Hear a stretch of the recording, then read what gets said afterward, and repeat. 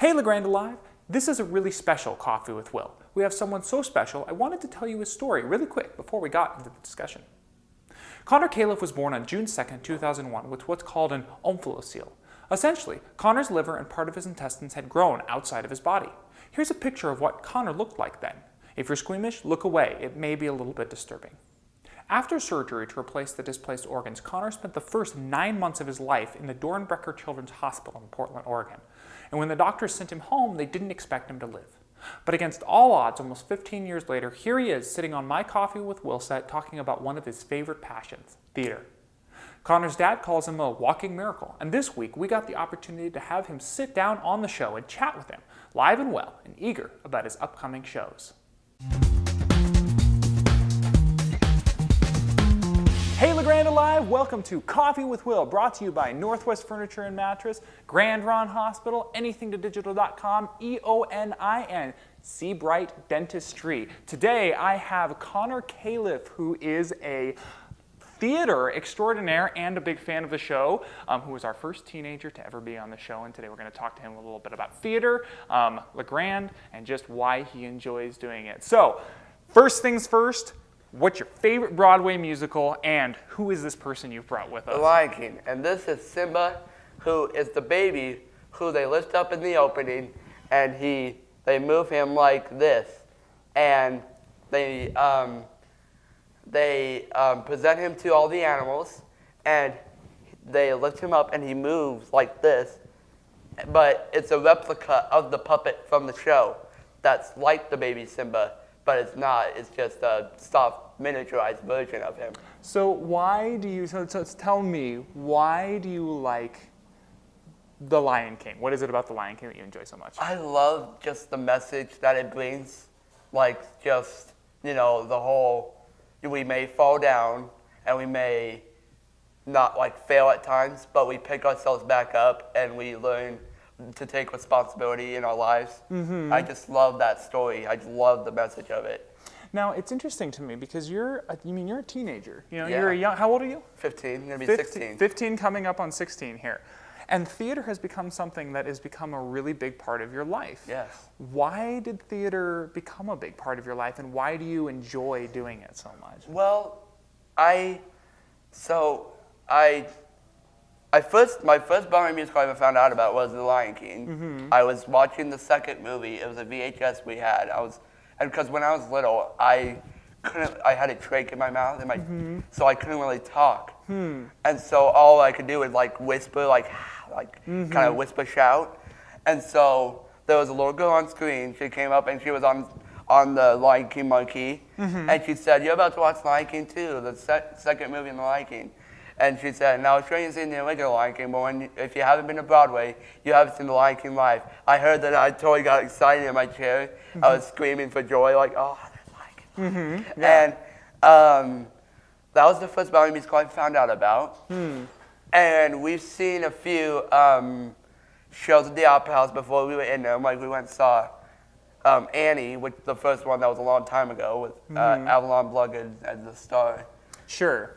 So what is it? But what? So you told us about why. But what is it about the theater medium? Is it the spectacle? Is it the camaraderie? Well, I love my group of friends that I have with them to celebrate the joy with. Mm-hmm. I love to be around them. Mm-hmm.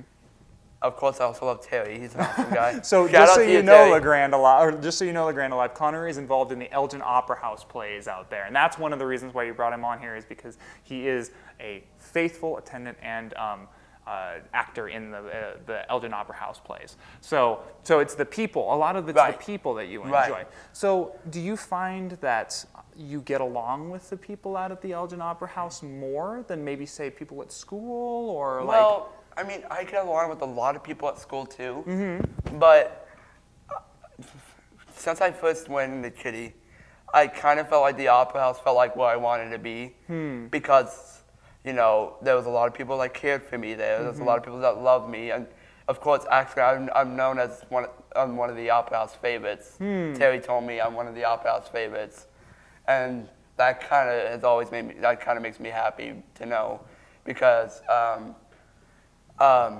because I love doing the shows there. 'Cause they're always all extraordinary to watch and be in, and I love the community we have there. And we even have some students that are from EOU that do them too. And I love being in it with them after seeing them in shows, and stuff. So it's pretty awesome. Very cool. So the next thing, because you're already talking about theater as community, you Right. also do it with your family. Your family is a big part. I mean, a lot of the members of your family are also in Elgin House Productions. Now, do you find that it brings you guys together as a family, doing these shows together? I feel like it brings me closer to them.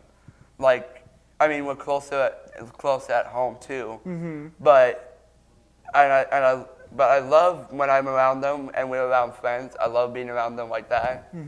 And so that when we talk to them, we can kind of have fun with them and stuff. It's really fun. Awesome. Now, where are you trying now? Do you want to do this for like a living? Where do you want to go with your acting? I really want to plan on, I want to continue doing this for the rest of my life. Really, I want to have this as a career. I think it'd be really awesome. Yeah. Someday I hope to do some plays for myself. I think it'd be really awesome. Really, my main dream is to kind of wanting to be in the Lion King show and like the tour around the world. Now, the Lion King is coming up here at Elgin Opera House, correct? No, actually. Not coming up, but like they're going to do it next year? Is that No, kind of what they're doing? I Oh, don't okay. think So they don't have any plans to do it? No, I wish they did. I've been begging Terry since I met him, come on, we got to do the Lion King. We got to do the Lion King.